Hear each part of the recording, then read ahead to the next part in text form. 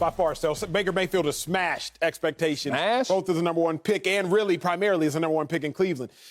Expectations can only be set based upon what has come before you. Okay. Trevor Lawrence's expectations as this number one pick are set because what Andrew Luck did, the generational talent before Trevor Lawrence, or John Elway did, the last quarterback we've seen that's as talented coming out of college as Trevor Lawrence. They set the expectation. Andrew Luck, 4 Pro Bowls in his 9 years of playing. John Elway, a couple Super Bowls. They have set the expectation. With you. So what are the expectations of a first-round pick at quarterback that goes to the Cleveland Browns, particularly in the 2000s and since, these last 20 years? I will tell you all, America, the range is very simple. Anywhere from Johnny Manziel, who was 2-6 as a starter, to Tim Couch, who was 22-37 as a starter. That is the range of quarterbacks for the Cleveland Browns that were first-round picks since 1999 to present day. 2-6 to 22-37. You got Brandon Weedens and you got Brady Quinn's in between. But that's the range, the worst of Manziel to the best of Tim Couch. Baker Mayfield has more wins in 3 seasons than Tim Couch, the high ceiling of the range, had in 5. Baker Mayfield, 23-22. Tim Couch, also a number one overall pick at the quarterback position in Cleveland, 22-37. So Baker Mayfield has already smashed the high ceiling of what the expectation must be.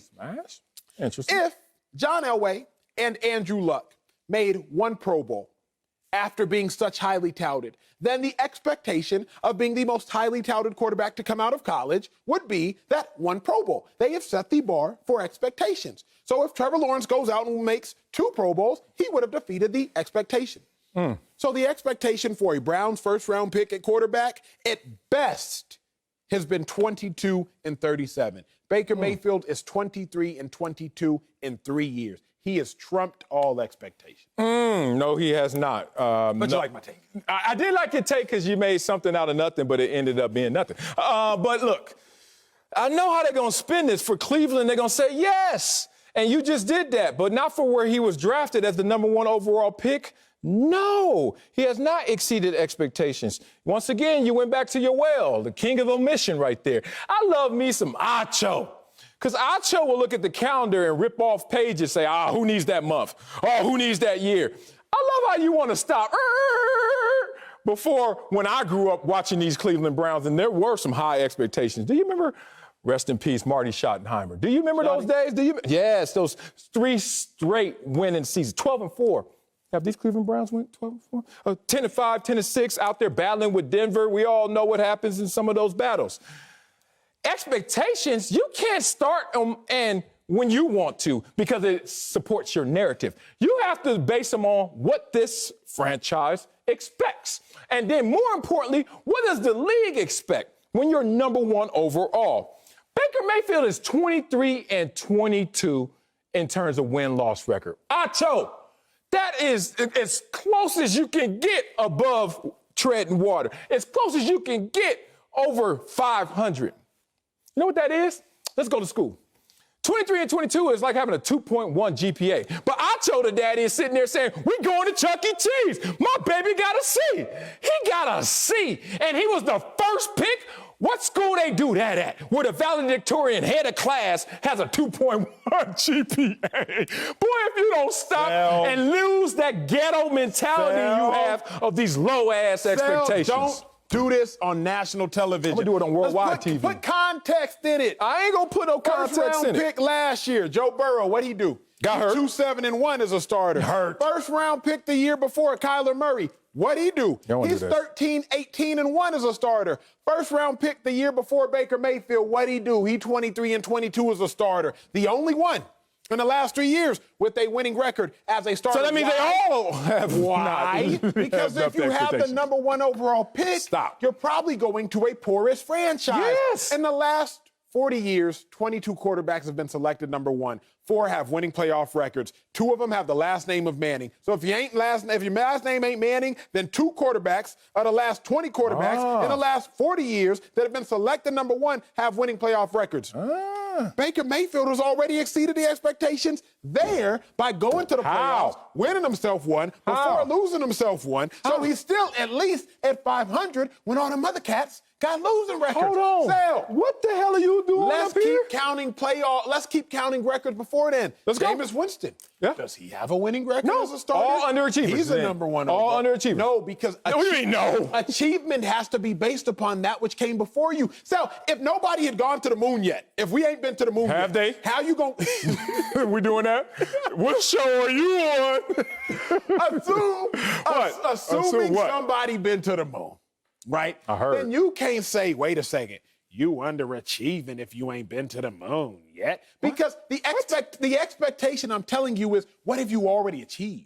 What have you already accomplished? If number one overall picks haven't accomplished a ton, and Baker Mayfield has accomplished more than number one overall picks, then Baker Mayfield has exceeded expectations. Whoa, you done put Baker Mayfield in this team burrito and say he's all of it. Nuh-uh. He ain't all of it. He may be the shell. He may be that flour tortilla, but he ain't all of it, big dog. You act like this offense, this team runs through Baker Mayfield. Stop it. No, it does not. And you act like team success is all on Baker Mayfield. Boy, stop that. It's not about team failure is, no. team success Yes, and they don't have a ton of success. Did they win the division? One game over 500. But one game over 500. Let me do this, because you're suffering like Cleveland Brown fans are suffering from. Battered fan syndrome. That means you just don't know which way is up anymore. Let me personalize this story before I get back into my notes and my nuggets. Growing up, I saw a lot of adversity. Drugs, gangs, poverty were the top three to most people. And then they would ask me what was the worst to me. I said, y'all ain't even listed yet. And they'll say, what is it, Marcellus? I said, low ambition. I saw people aiming too low. I don't give a damn what the circumstances are. I said we could be greater than these circumstances. I saw people out there that just weren't aiming high enough. It looks like you are in that mindset as well. You don't have the highest of mindset and expectations. You always profess to me Super Bowl or bust. Even though I disagree with it, all of a sudden you losing some of that energy right now, Super Bowl or bust, and you have the selection of every single eligible collegiate player, and you pick one that gets you a 2.1 GPA? No, I'm not done. You ain't going, hell no. Let me go here. Tell me this. Is this number one overall worthy? 33rd in completion percentage since you got drafted. 27th in passer rating. You want to keep going? How about passing yards per game? 21st. You ever gonna crack top 20 in something, but you were the number one overall pick? You cannot wrap this around. About to hurt your feelings. Success, which is only one game over 500. Sal, what was the fastest you ever ran at 400 meter? One lap around the track, America. What's the fastest you ever ran? Man, I was 11 or 12. I think 58 something. I don't even know exact. 58 2. That's fine. That's irrelevant. The fact that I won nationals. If you would have run a 57, you would have been ecstatic if you would have run a 57. Yeah, I know who did, though. I know somebody who did. But what? To somebody, somewhere, a 57 is hella slow.